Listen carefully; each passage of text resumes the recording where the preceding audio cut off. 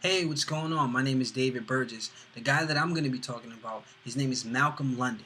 Malcolm is an activist, a poet, and they call him the Jill Scott of his time, which is a great, great honor. Malcolm, in this TED Talk, he breaks down his poem that he recited called High School Training Ground, where he talks about how the education system does a tremendous job of showing us the way of society, how they showing us of segregation, not only with just race, but also in high schools such as like the nerds and the cool kids and the honors and so on and so forth. How he had janitors in his school, how they just basically frowned upon as if they weren't even there, like they're not regular people. He started off his introduction of his TED Talk with a mellow tone, but using a metaphor to really capture them and grasp them into his whole speech. Excuse me. To keep them interested into his speech, he started in a way that most poets don't. Normally, you see them standing still in front of them, in front of the crowd.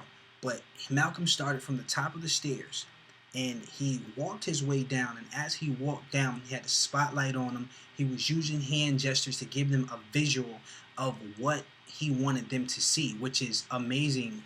An amazing idea that I thought was to follow the best Ten Commandment that I would think Malcolm would describe uh, in this one would be the fact that he stayed true to himself, which I believe is number two in the commandments. He stayed true to himself the whole time. He used his story to describe, what to describe his point that he was trying to get across. Now, compared to Sir Ken's video, I would say that they both kind of go hand in hand because Sir Ken's video was describing of how education was trying to prepare us for the future, but they really couldn't. I mean, think about it. In the 90s, who knew that we were going to have iPods here in 2013? Who knew we was going to have, MacBook Pros and all this other stuff that's coming on, and soda machines that you can just press a button and it's just going to come out. You can pick any flavor. No one knew that, and they go hand in hand. I would say from a 1 to 5 scale on his dynamism, I would give him a 3. Only because listening to Sir Ken's video and then watching his, I feel like he should use maybe more interaction with the crowd. That's just my opinion.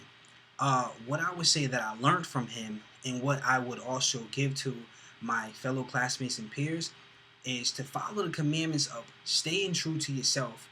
And I would also say speak the truth and never be afraid to use your art to get your point across.